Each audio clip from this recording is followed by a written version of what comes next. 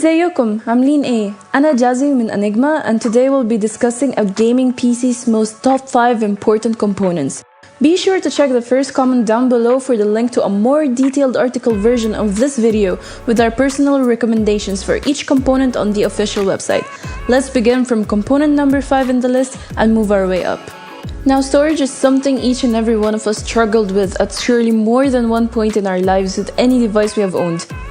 Although in a computer, both the SSDs and HDDs act more than just a storage for storing games and other data. The basic distinction between them is that SSDs are smaller, higher in cost, and use flash-based memory to store data, which allows the SSD to have really fast writing and reading speeds.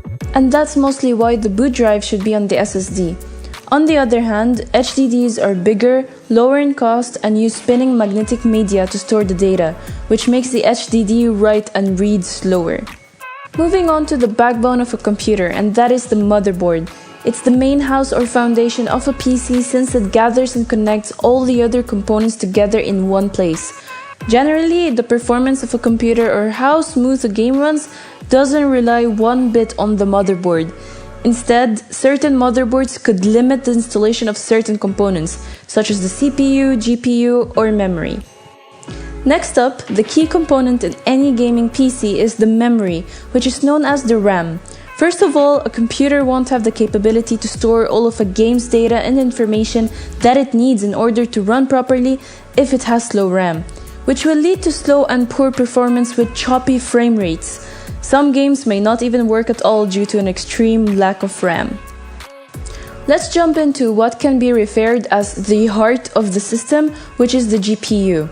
Technically, there's an additional processor within the GPU that extracts the data from the CPU, which enables it to be responsible for the acceleration and render of all that is displayed on screen, whether images, videos, or animations. This makes it the second most impactful on the performance of a gaming PC, mostly in terms of visuals.